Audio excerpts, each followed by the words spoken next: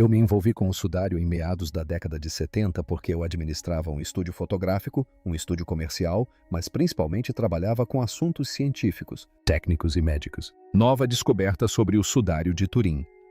Especialistas afirmam haver novas evidências de que o sudário tem 2000 anos, o que coincide com a vida e a crucificação de Nosso Senhor. Barry Schwartz chegou a Turim em 1978 como um cético. Saiu de lá com um segredo que o assombraria por 46 anos. Um fotógrafo judeu sem fé em relíquias cristãs, sem segundas intenções, apenas com uma câmera e um trabalho para documentar a ciência. Mas o que ele encontrou naquele tecido de linho de 4 metros, as imagens, o sangue e a química recusaram-se a seguir as regras da ciência. E agora, em 2024, os resultados do DNA estão disponíveis. O que o laboratório descobriu dentro dessas fibras antigas não apenas desafia as teorias de falsificação, mas também o que sabemos sobre a própria existência humana. Isto não é um debate religioso. Trata-se de uma evidência fria, mensurável e, segundo o próprio Schwartz, impossível. O sudário de Turim. Seria este o verdadeiro pano mortuário de Jesus de Nazaré? Continue conosco, pois o que vem a seguir mudará para sempre a sua visão desta história. A evidência impossível. A maioria das falsificações se desfaz sob análise minuciosa. Um olhar mais atento revela as pinceladas. Um teste químico identifica o pigmento. Uma análise de fibras expõe o corante. Quanto mais se examina uma falsificação, mais óbvia ela se torna, pois as falsificações são feitas para serem acreditadas à distância, não analisadas de perto. O sudário de Turim tem sido minuciosamente estudado há mais de um século, e quanto mais os cientistas o examinam, mais estranho ele se torna. O tecido mede 4 metros de comprimento e 1 metro de largura. Nele encontra-se uma tênue imagem em tons de sépia do corpo de um homem de frente e de costas, como se o linho tivesse sido drapeado longitudinalmente sobre um cadáver com a cabeça no centro. A imagem mostra o que parecem ser marcas de uma surra severa, feridas de crucificação nos pulsos e pés e um ferimento lateral compatível com uma lança. A suposição natural é que alguém a pintou. Um artista medieval habilidoso, um falsificador motivado, alguém com talento e tempo suficientes para produzir uma relíquia religiosa convincente. Essa suposição não resiste ao contato com as evidências concretas. Quando os pesquisadores examinaram o sudário sob ampliação, não encontraram pinceladas, camadas de pigmento ou variações de espessura compatíveis com qualquer técnica de pintura ou tingimento. A tinta penetra no tecido por capilaridade. O corante penetra, a mancha penetra. A imagem da mortalha não penetrou.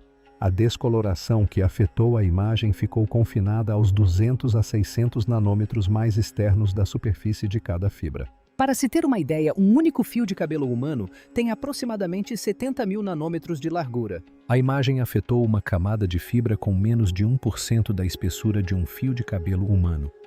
O interior de cada fio permaneceu completamente intacto. O verso do tecido não apresentou nenhuma descoloração. Nenhuma técnica artística conhecida de qualquer época medieval antiga ou moderna produz uma imagem tão superficial. Sob luz ultravioleta, a anomalia se aprofundou. O linho antigo fluoresce sob UV. Ele brilha fracamente devido à decomposição de compostos orgânicos ao longo do tempo. O linho de fundo do sudário comportou-se exatamente como esperado, mas as áreas da imagem, especificamente as regiões que mostram o corpo, não fluoresceram. Elas pareciam mais escuras sob luz ultravioleta, como se a composição química daquelas fibras específicas tivesse sido fundamentalmente alterada em nível molecular, não por uma coloração externa, mas sim por uma mudança interna. O padrão era preciso, controlado e confinado às áreas anatomicamente corretas da imagem do corpo. O Santo Sudário de Turim, acompanhado de explicações detalhadas que revelam sua história, origem e mistérios. Em seguida veio a descoberta do negativo fotográfico, possivelmente a mais desconcertante de todas. Quando os fotógrafos revelaram os negativos do sudário, a imagem do corpo se transformou em um positivo tridimensional, surpreendentemente nítido, um rosto humano detalhado com profundidade e sombra adequadas. O que significa que a própria imagem do sudário já é um negativo de luz e sombra invertido, exatamente como um negativo fotográfico os inverte. A fotografia foi inventada na década de 1820. O sudário, segundo os resultados da datação por carbono, que surgiriam posteriormente, teria sido criado entre 1260 e 1390 d.C., séculos antes da existência de qualquer processo fotográfico. Como alguém na Europa medieval produziria uma imagem codificada como um negativo fotográfico usando uma tecnologia que só seria inventada 500 anos depois? A análise tridimensional tornou a questão mais difícil de descartar. Em 1976, pesquisadores da NASA aplicaram um analisador de imagens, VP8, um dispositivo construído para extrair dados topográficos de imagens de satélite a fotografias do sudário. A imagem foi convertida em uma representação tridimensional geometricamente coerente de um corpo humano. O brilho da imagem correlacionava-se diretamente com a distância física entre a superfície do tecido e o corpo abaixo dele. Áreas mais próximas do tecido, como a ponta do nariz e o topo das maçãs do rosto, apareciam mais escuras. Áreas mais distantes do tecido, como as laterais do rosto e os espaços entre os dedos, apareciam mais claras. Isso é chamado de mapeamento de distância, dados espaciais tridimensionais codificados em uma superfície bidimensional. As pinturas não conseguem fazer isso. Quando você aplica a mesma análise VP8 a uma fotografia de uma pintura, obtém um ruído distorcido e incoerente porque os pintores codificam a luz e a sombra percebidas, e não a distância geométrica real de uma superfície física. A imagem do sudário comporta-se como se o que quer que a tenha criado estivesse a responder à proximidade física medindo a distância em vez de refletir a luz. Após 5 dias de análise, em 1978, a equipa reunida de mais de 30 cientistas divulgou a sua conclusão oficial. A imagem é a de uma figura humana real, um homem flagelado e crucificado, e não é obra de um artista. Não conseguiram dizer o que era, só conseguiram dizer o que não era. Décadas depois, com tecnologia muito mais avançada do que a existente em 1978, nenhum pesquisador conseguiu replicar todas as características da imagem do sudário usando qualquer método proposto medieval ou moderno. O atalho que nunca deveriam ter tomado. Em 1988, o Vaticano autorizou a datação por radiocarbono do sudário.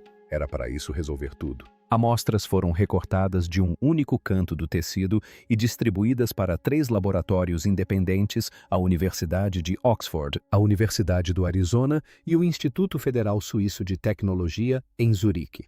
Os laboratórios trabalharam de forma independente. Seus resultados foram comparados somente após cada um ter submetido suas conclusões. Os 3 dataram o linho entre 1260 e 1390 d.C., período medieval.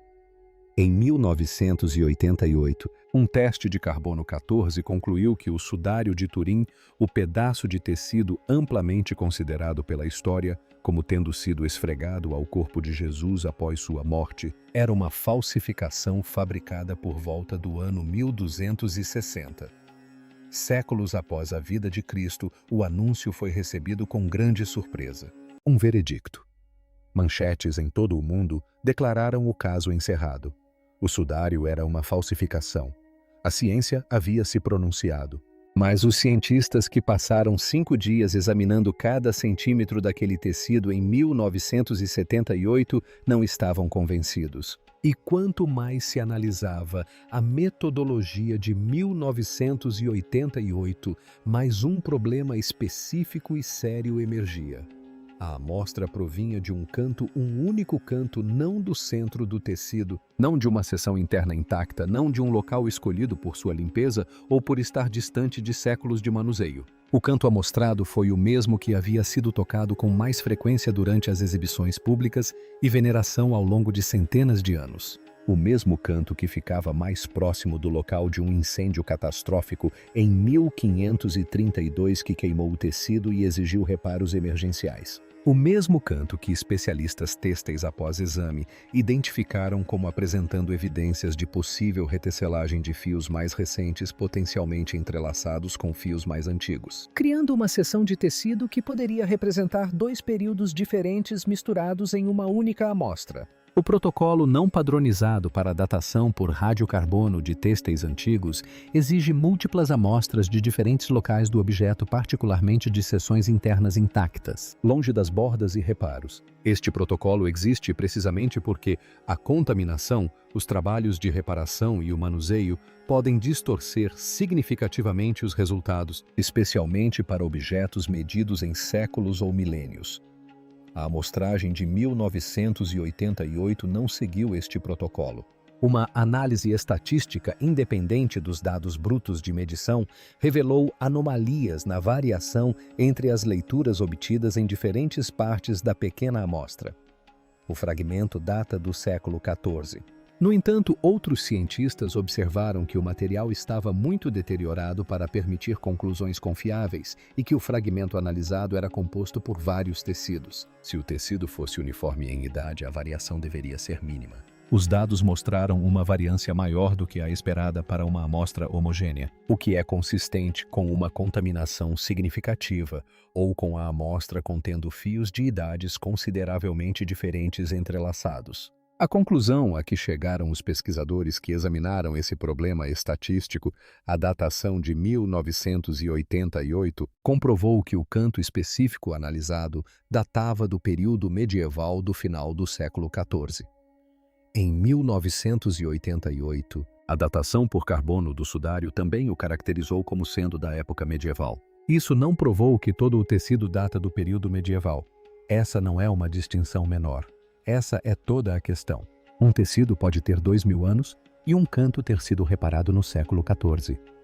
E analisar apenas a parte reparada e considerar o resultado definitivo não é ciência. É erro de amostragem disfarçado de certeza, o DNA que não deveria existir. Em 2015, pesquisadores italianos que trabalhavam na conservação do sudário coletaram amostras de poeira da superfície do tecido e tentaram extrair DNA. A análise inicial produziu resultados interessantes, mas inconclusivos. Vestígios de material genético humano. DN. A vegetal de múltiplas fontes botânicas. Um rastro genético sugerindo que o tecido viajou por diversas localidades da Europa e do Oriente Médio em diferentes momentos de sua história. Intrigante. Não conclusivo. Arquivado.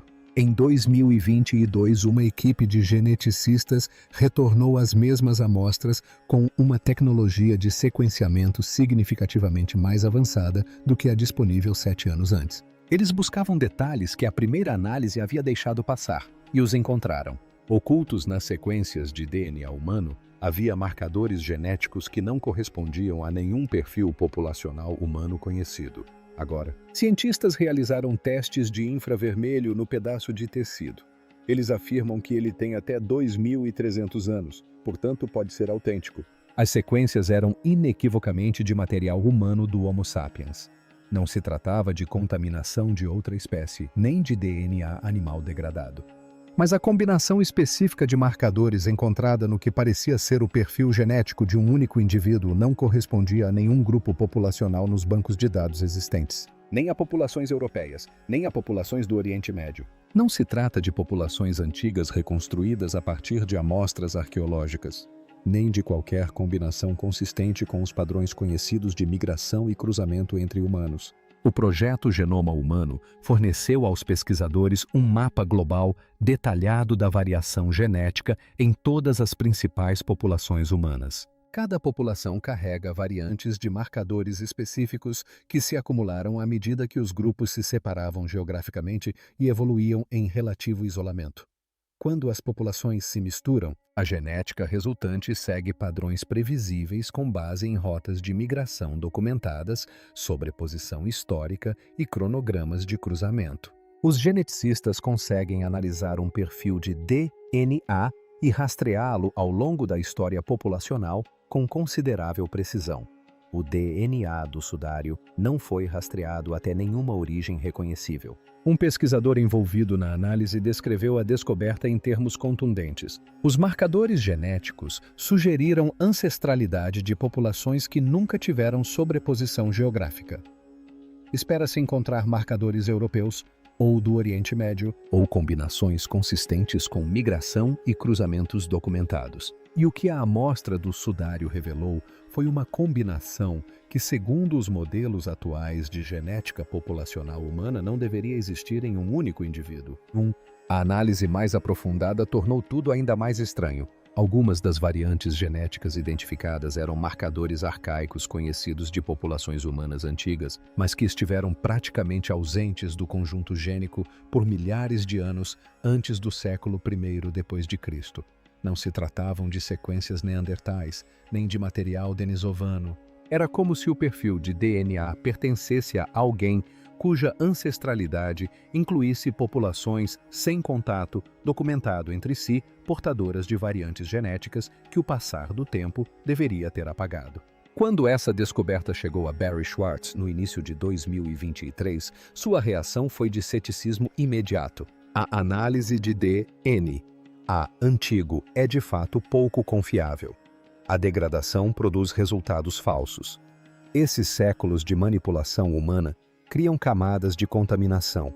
Cientistas italianos, no entanto, estão agora refutando essa ideia, alegando que o teste de datação não funcionou e que o laboratório ocultou erros. Resultados anômalos em amostras antigas são comuns e quase sempre se devem a erros analíticos e não a sinais biológicos genuínos. Ele não estava disposto a abandonar essa disciplina por causa de um único relatório de DNA.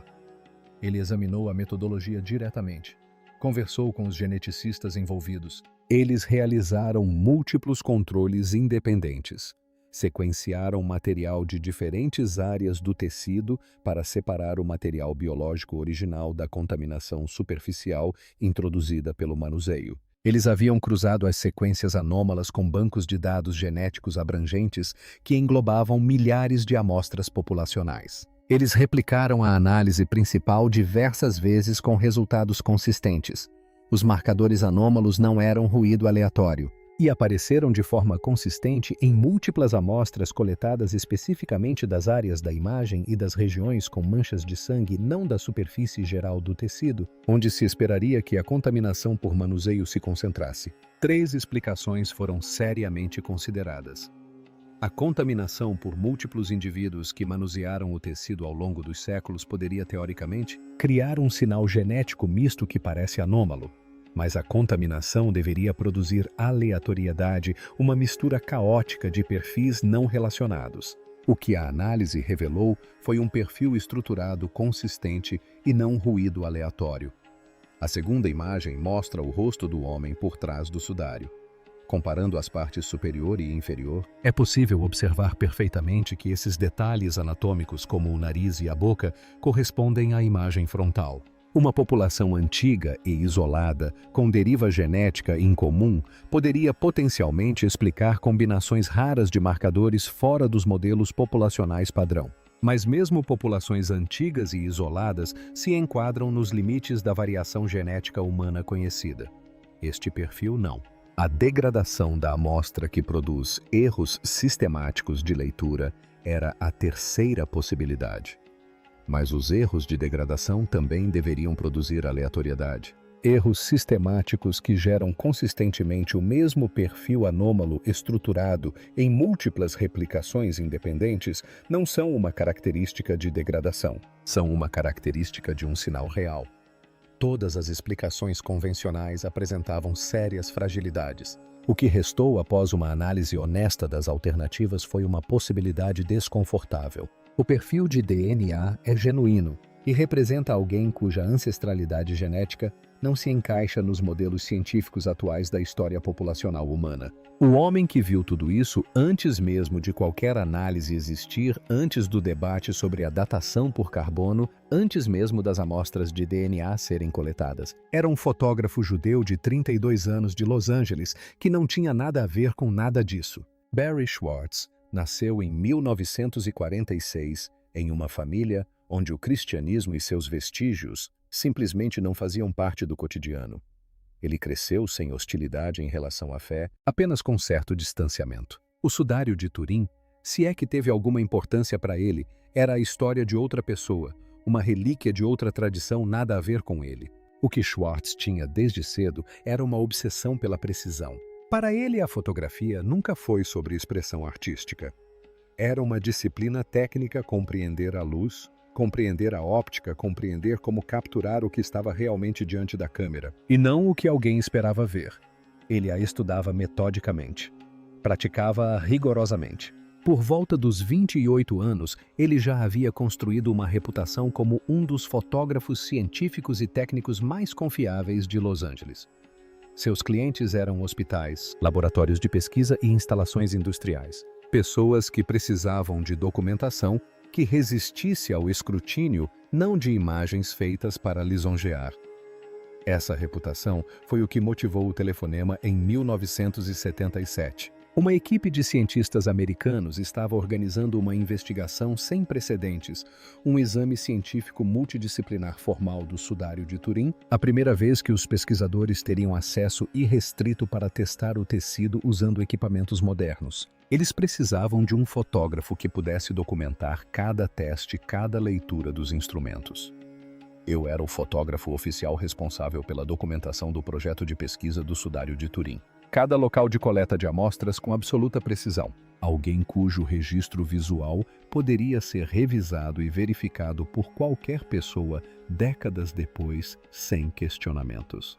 A primeira reação de Schwartz ficou entre o desdém e um leve divertimento. Uma falsificação medieval, uma atração turística envolta em séculos de sentimento religioso. Ele não esperava encontrar nada significativo. Mas o desafio profissional de documentar uma importante investigação científica de um artefato mundialmente famoso era interessante o suficiente para que ele aceitasse a tarefa. Ele arrumou seu equipamento e se juntou ao que ficou conhecido como STURP, o projeto de pesquisa do sudário de Turim.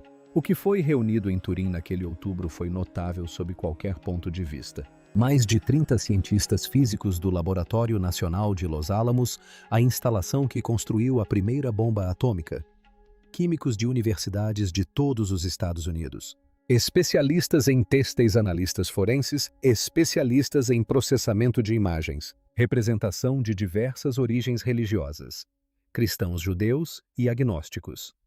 Um único compromisso em comum: seguir as evidências aonde quer que elas levem, independentemente do que isso signifique. Em 8 de outubro de 1978, eles entraram na Catedral de São João Batista. Durante 5 dias e noites, 24 horas por dia, de 8 a 13 de outubro, tiveram acesso irrestrito ao tecido. Schwartz fotografou tudo, cada instrumento, cada configuração de teste, cada local de coleta de amostras, cada resultado à medida que surgia em tempo real. Sua missão era construir um registro visual permanente de toda a documentação da investigação, suficientemente rigoroso para resistir ao escrutínio de qualquer pesquisador em qualquer lugar, por gerações. Ele não estava lá para confirmar nada, ele não estava lá para negar nada, ele estava lá para registrar o que estava diante dele. O que ele capturou naqueles 5 dias não ficou em Turim. Acompanhou-o pelo resto da sua vida profissional. Envolvi-me com o sudário em meados da década de 70 porque tinha um estúdio fotográfico, um estúdio comercial, mas principalmente trabalhava com assuntos científicos, técnicos, médico-técnicos, muitos produtos. Ao longo de décadas de pesquisa contínua com a fundação do Shroud, com centenas de palestras e documentários e com conversas com crentes e céticos, cada um querendo que as evidências dissessem algo que elas não diziam exatamente. A verdade que levou 46 anos para ser revelada. No início de 2024, Barry Schwartz quebrou o silêncio não discretamente nem a contragosto. Com uma declaração em vídeo que carregava todo o peso de 46 anos de pesquisa disciplinada e baseada em evidências, feita por um homem que passou toda a sua carreira recusando-se a concluir o que os dados poderiam sustentar. Ele disse: após quase meio século examinando este tecido, documentando cada teste e analisando cada dado à medida que se tornava disponível, ele não podia mais sustentar que o sudário se explicava facilmente como uma falsificação medieval. As propriedades da imagem não correspondem a nenhuma técnica artística conhecida de qualquer época. A datação por carbono de 1988 apresenta problemas metodológicos não resolvidos. Bem, em 1988 foi feita uma datação por carbono. Basicamente, essa datação indicou que o sudário tem cerca de 700 anos entre 1250 e 1350 d.C., que nunca foram respondidas de forma satisfatória. E a nova análise de DNA. As sequências genéticas que não se encaixam em nenhuma população humana conhecida adicionam uma camada de estranheza biológica a um objeto já cientificamente inclassificável. Ele não estava afirmando que era o sudário de Jesus Cristo. Ele não estava fazendo afirmações religiosas de qualquer tipo. Ele estava declarando oficialmente que as evidências físicas, químicas e genéticas não se encaixam nas explicações convencionais. Há algo de verdadeiramente extraordinário nesse tecido. E descartá-lo como uma óbvia falsificação medieval já não é cientificamente defensável. A reação se dividiu imediatamente. Comunidades cristãs comemoraram. A mídia religiosa declarou que a ciência finalmente confirmara o que a fé já sabia. Schwartz rebateu essa interpretação com a mesma firmeza com que rebateu a rejeição fácil. As descobertas não comprovam as alegações religiosas, disse ele repetidamente. Anômalo não é o mesmo que milagroso. Os dados levantam questões, não respondem à questão fundamental. A comunidade científica reagiu com a devida cautela. Vários geneticistas que analisaram os resultados do DNA reconheceram que eles eram incomuns, mas argumentaram que o tamanho da amostra era muito limitado e os riscos de contaminação muito significativos para sustentar conclusões definitivas. Eles solicitaram replicação independente, conjuntos de amostras maiores e controles mais rigorosos. Solicitações razoáveis e que Schwartz endossou formalmente. Os céticos observaram corretamente que resultados anômalos de amostras genéticas antigas são comuns e geralmente atribuídos à contaminação ou degradação em vez de sinais biológicos genuínos. Sem verificação independente, os resultados do teste de DNA devem ser considerados preliminares.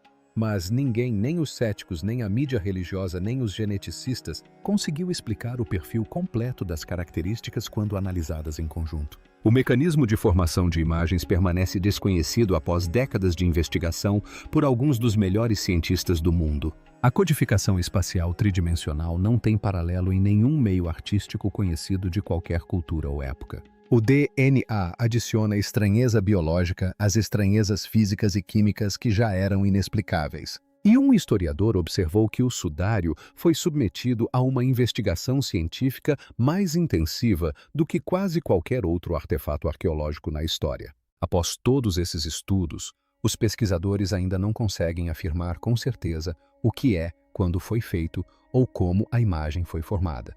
Isso, observou o historiador, é notável por si só. Schwartz delineou o que ele acredita ser necessário para o futuro da pesquisa. Nova datação por radiocarbono realizada em múltiplos locais no interior intacto do tecido, utilizando diversos métodos de datação independentes para validar os resultados. Extração de DNA. Afresco de áreas com manchas de sangue, especificamente com controles de contaminação rigorosos o suficiente para resolver as questões de interpretação. Tentativas sistemáticas de replicar as características de formação de imagem usando todos os mecanismos propostos. Laser, radiação, químicos térmicos. Para determinar qual, se houver, pode produzir resultados correspondentes. Análises químicas abrangentes utilizando técnicas que simplesmente não existiam em 1978. Os obstáculos são reais. Os responsáveis pela custódia em Turim controlam o acesso. O financiamento para pesquisas sobre artefatos religiosamente contestados é estruturalmente difícil de obter. As barreiras institucionais atrasaram respostas que poderiam ter sido buscadas décadas atrás. Mas Schwartz, aos 78 anos, não está particularmente interessado nas barreiras institucionais. Ele está interessado nas evidências. Ele sempre esteve interessado apenas nas evidências. Ele é fotógrafo. Ele foi a Turim, em 1978, para uma missão de 5 dias. Essa missão se tornou o trabalho que definiu sua vida. Não porque ele estivesse em busca de significado, mas porque as evidências se recusaram a deixá-lo ir embora. Fim. Barry Schwartz tem 78 anos. Ele passou mais tempo da sua vida estudando esse tecido do que sem estudá-lo. Começou como cético, e em muitos aspectos continua sendo um cético, um homem que exige provas antes de tirar conclusões, que se recusa a deixar que a crença substitua os dados. Mas os dados, após 46 anos, o levaram a uma posição que ele não esperava e da qual não consegue escapar. Há algo de verdadeiramente extraordinário nesse tecido, e a ciência ainda não encontrou uma maneira de explicá-lo. A imagem existe. O DNA existe. As perguntas existem. E as respostas, se é que virão, exigirão a honestidade necessária para seguir as evidências mesmo quando elas levam a lugares desconfortáveis. Se isso te fez refletir, compartilhe com alguém que precisa ouvir. Porque as perguntas que valem a pena fazer raramente têm respostas fáceis.